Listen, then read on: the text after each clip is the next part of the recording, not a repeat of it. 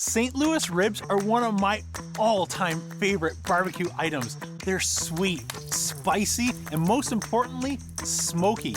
Our guest today, Colin, used to be known for his amazing smoked ribs. Now, he's struggling to get that signature smoky flavor. So much so, even his friends and family, they've noticed. I think there was just this whole kind of like depth of flavor that I didn't have before. I'm headed to Colin's backyard to bring the smoke back and see if we can bring his ribs back to life. Welcome to Backyard Barbecue Rescue. I'm James from Smokin' Dad Barbecue, and I am passionate about live fire cooking and helping others discover the joy of amazing barbecue at home. I am traveling to the backyards of people in need of help to master the art of live fire cooking. With the right tools and techniques, you can create smokehouse quality meals right in your backyard. Let's fire it up. All right, Colin, come on out. Whoa, whoa, what's going on, James? Well, you said you couldn't get any smoke on your ribs, so I brought the smoke. Oh my gosh, this is amazing. So you've never cooked on a green egg before? No, I usually use a pellet grill. I find it really easy to kind of get everything at the right temperature, gets a really good cook. Then you cut in and you're looking for that smoke ring. It isn't there. I've tried contraptions to get smoke in there. I've been making ribs for a number of years, probably about like close to 10 years, and it's always been like a really good crowd pleaser. And then swapped out my equipment, and it was disappointing that I lost all of that. It frustrates me so much because I was able to do this before. It was like my party piece. People would come over, barbecue, and they'd be excited for it. Now they're just like, okay, well, guess we'll have the ribs, but it's not the same. There is no denying the ease of use of the pellet grill, and I absolutely love that they've gotten more people into barbecue, but almost everybody is sharing a similar complaint, which is, James, where's the smoke? So we're gonna fix that today, thanks to the generous sponsors who have donated everything that we need to pull off the perfect smoke. I think you're gonna absolutely love the St. Louis cut ribs that we're doing today. It just feels like, such a generous thing. Like, there's so much cool gear that I got in it. I'm really stoked just to dig in and figure this out more, and I'm already thinking about this weekend and what I can get on the grill. Here's my ultimate SPG rub: salt, pepper, and garlic. What more could you want? So we are ready to make our homemade rub. And one of the things that I love about making my own rub is that we can go for layers of flavor. Layer one is our ingredients. So we're working with fresh Ontario pork. And we want to accentuate that flavor, not take away from it. So the rub that I'm gonna make for you today is one that I've tested from our favorite Texas barbecue restaurants. So we've got Franklin's, Goldie's, and Black's, and put it together in what I call my ultimate SPG, salt, pepper, garlic rub. You ready to make it? I am ready. All right, so I'm gonna make a half batch. That'll be enough for what we need today. I've already set our pepper cannon 23 clicks from the finest setting. That is gonna give me a nice mesh pepper that I like to work with. Each cap is about 2 tablespoons. Cool. So a cap and a half, that'll give us our 3 tablespoons of fresh cracked black pepper. 2 tablespoons of diamond crystal kosher salt, 1 tablespoon of Lowry's. Cool. So that'll give us our half and half ratio.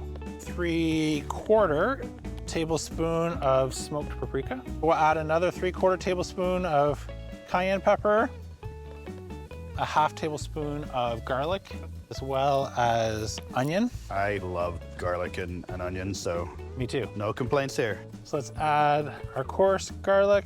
So is there a flavor difference there, or is it just more of a texture?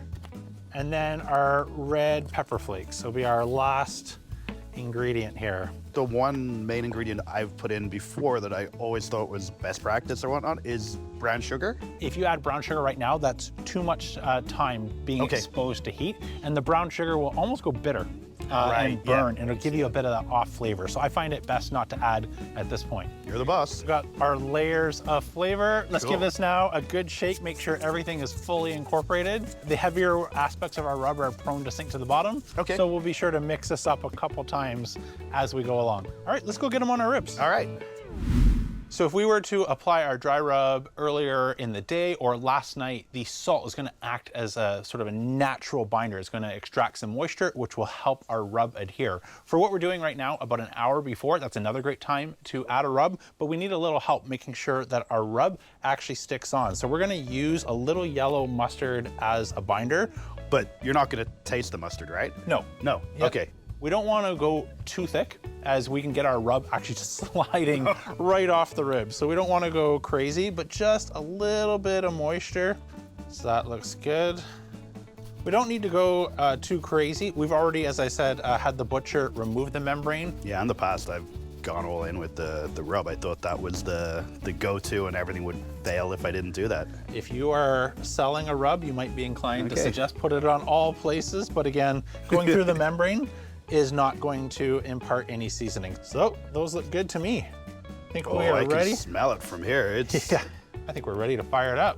Let's do it.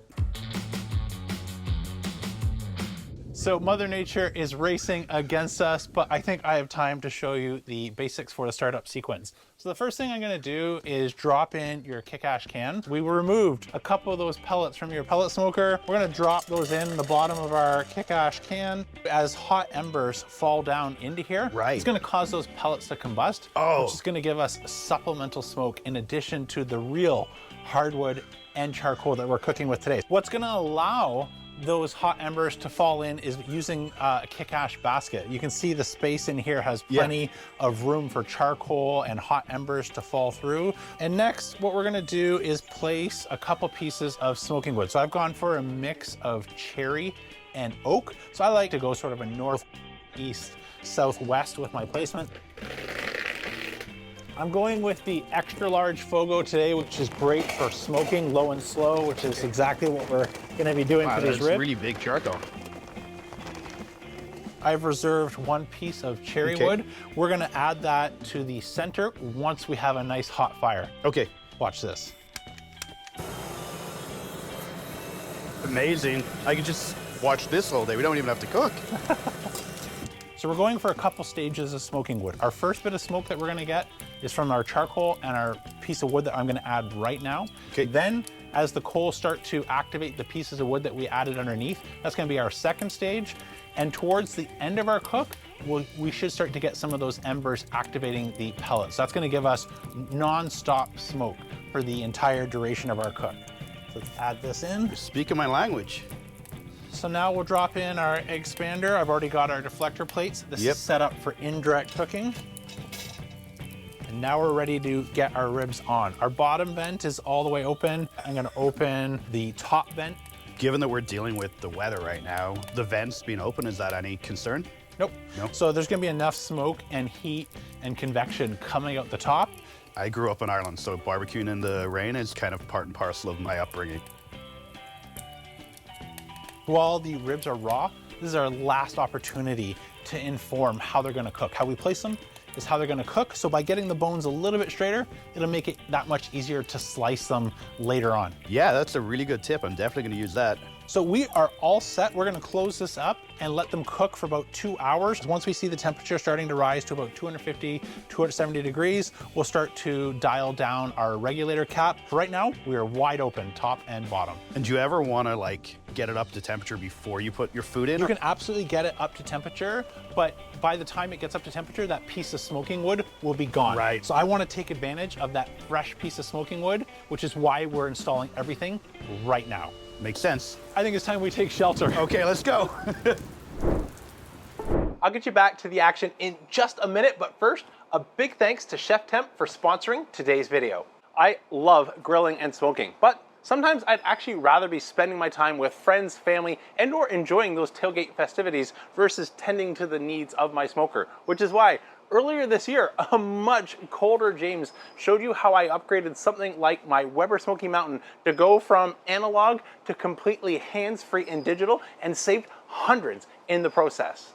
The ProTemp S1 is the heart of the ChefsTemp Smart Grill system. It isn't just a large digital display for your analog smoker. If you want to, when paired with the optional Brizo fan and the wireless information being sent from up to 4 independent probes, it can completely take over fire management responsibilities, allowing you to upgrade almost any analog grill or smoker into a fully integrated smart barbecue system. I became a ChefsTemp customer a few years ago when I was testing instant read thermometers and discovered the X10 that you regularly see me use in videos, and I fell in love with its performance, quality, and most importantly, value. Speaking of value, in addition to the X10, all the products that I showed you today, including the ProTemp S1, are eligible for my save up to 25% discount code. All the details are down in the description for you to check out after today's video. Thanks again to ChefsTemp for sponsoring today's video. Now, back to the action.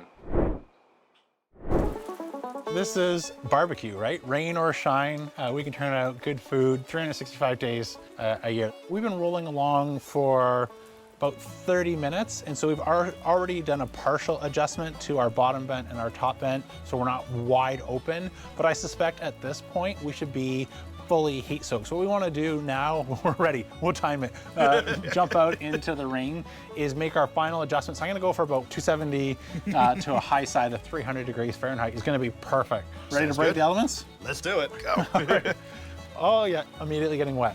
So where are we at on our temperature? Just over 250. So this is exactly what I want to feel in the dome. So give yourself there. So we were to hold 1, 2, 3, 4, 5. That's about for me about as long as I want to keep my hands on. If it wasn't raining, probably yeah. But with this, it's actually quite cozy. Well, it is nice. A good way to warm up. But that sort of 5 seconds is the perfect cue. We are fully up to temperature. So we'll drop our bottom draft door down to about 1 finger width. And our regulator cap will go for about 1 finger. And that will continue to climb now from our 250 to sort of about 270 degrees, and we are good to go. Yeah, I'm excited. Let's take shelter. Let's do it. Our mixture is half and half apple cider vinegar and water. Do this to prevent our ribs from drying out. Wow. Oh, let's take that in for a second. That looks good.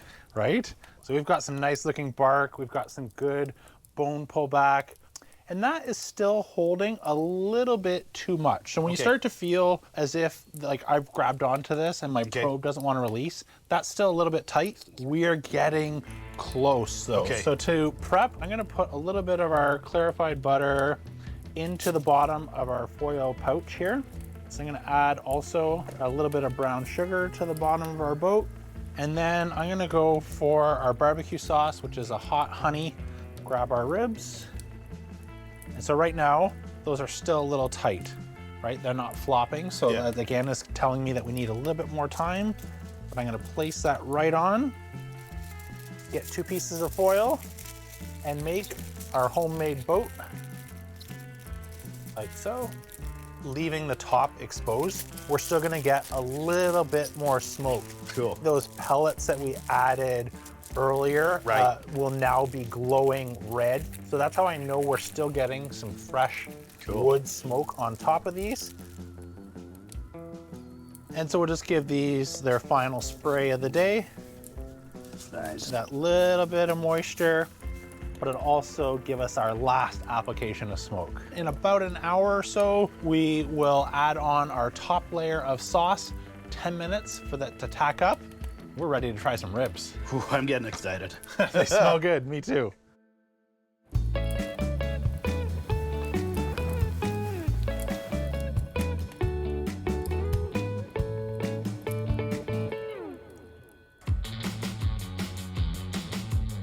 We are 3 hours on the dot, so I love it when a plan comes together. Oh, I'm Let's so just excited. Take a look at those. That looks awesome. So let's get these off now. Okay. So that right there is what I'm looking for, where I see sort of the nice flop, but they're holding together. So I think we are on the money.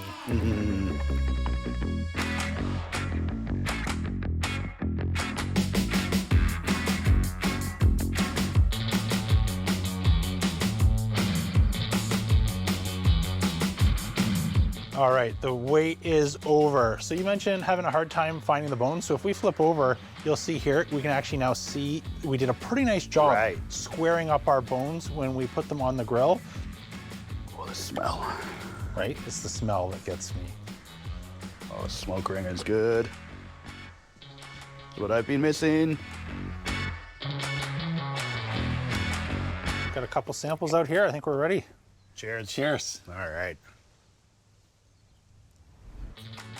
Oh, so good.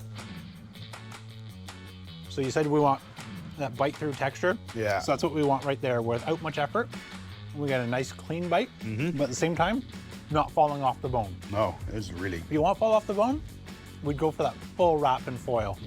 I'm trying to listen to the words you're saying, but this is so good. And it has that smoke ring back that I've been missing and the smoky taste. And yeah, I need a moment here just to process. This is so good. Wow.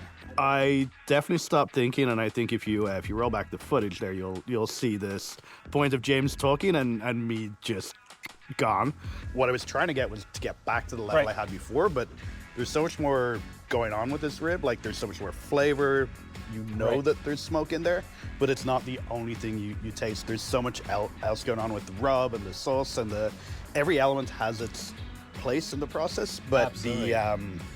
the smoke was what I wanted back, and everything else on top of that was an unexpected bonus. Going back to the problem statement, tick, we're done. That's solved. The smoke ring is back, but the textures and the flavors and the amount of sauce and the boat and all these little things, I think there was just this whole kind of like depth of flavor that I didn't have before. Everything is just working together to add a layer. When the first thing you bite, you don't just say, all I taste is smoke, or all I taste is pepper, or all I taste is salt. We don't want to overpower any one ingredient, but you definitely want it to be there. So if we go searching, like, that is a smoked rib. Yeah, that is what I was looking for. That is, yeah. I thought I had those flavors, but I had a really watered down version of those flavors. This is so much better than what I had before. I am in my happy place here, guys. So Colin reached out with a bit of a crisis around smoke, and I am so delighted we are able to get Colin's smoking mojo back. And I hope today's episode inspires you, just like Colin, that it's not as scary as we might build it up in our mind to be, to fire up your smoker and make some amazing smoked St. Louis ribs in your backyard. That's it for today. Until the next backyard, don't be afraid to fire it up.